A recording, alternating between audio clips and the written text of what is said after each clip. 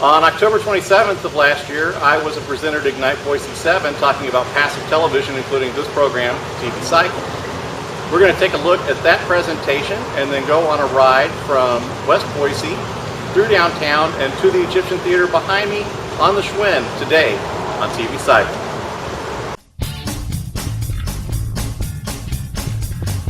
You take some bicycles and some candles, and what do you get? TV Cycle! So let's go riding somewhere, anywhere. Yeah! Let's go riding. TV Cycle! Could be a rickshaw, could be a tricycle, could be a surrey. But I thought it's a bicycle. Gonna walk up and hop on.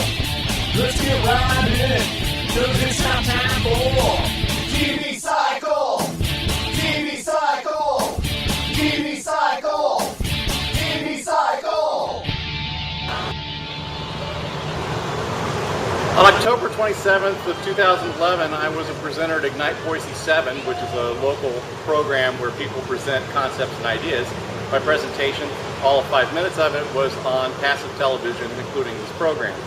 Let's take a look at that real quick, and then we will take a ride from West Boise to the Egyptian Theater. I'm Brock Frazier, hello, and the presentation today is on passive television, the light, jazz, and a death metal TV landscape.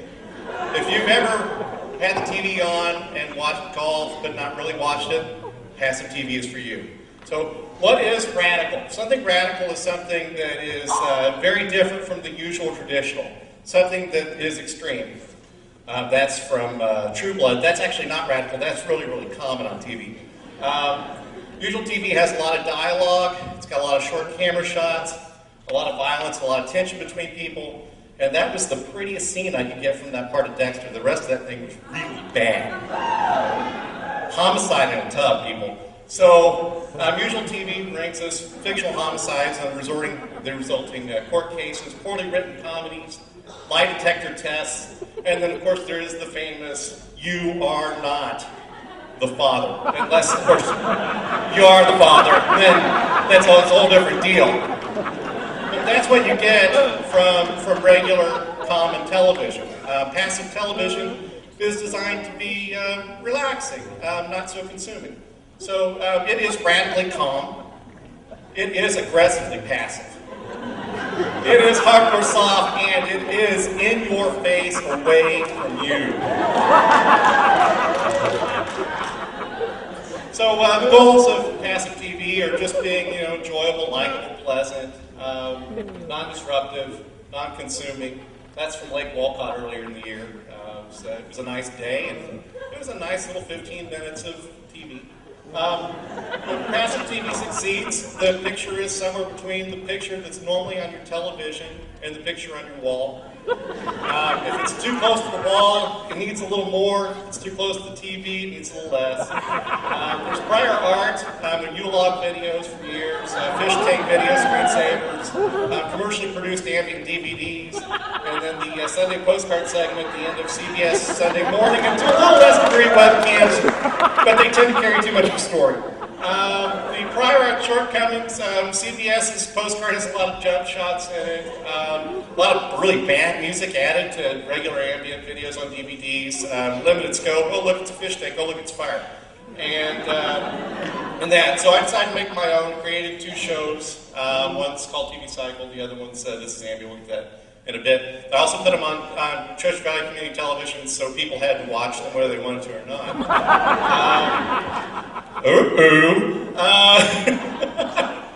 This is a white screen. I don't know how it got here, and hopefully it'll be gone in about another 15 seconds.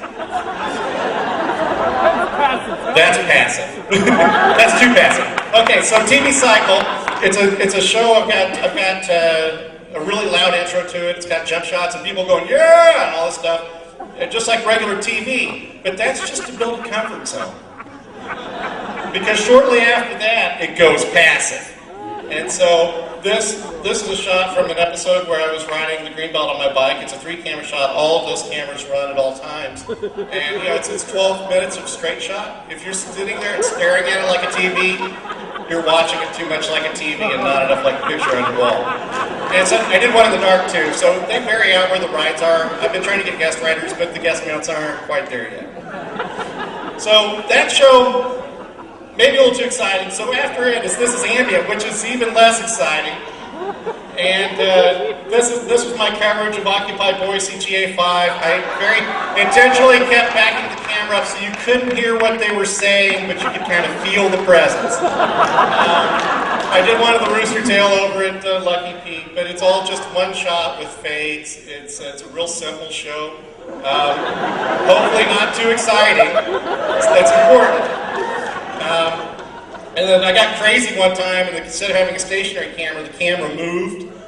But then I put it in a card where most of the stuff doesn't move, so it's still reasonably passive. You know, people want excitement. There's other places to go on the dial. So producing a radical show like TV Cyclist Ambient is kind of hard. You go to the station, and they're just kind of like, what? And then they don't have a checkbox for you on the form.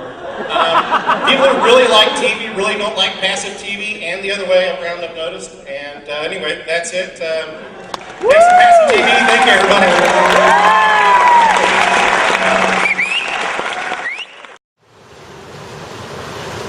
It was a great experience, and I'd like to thank the Ignite Boise 7 organizers for having me out for it. That said, that's too many words for passive television. Let's ride.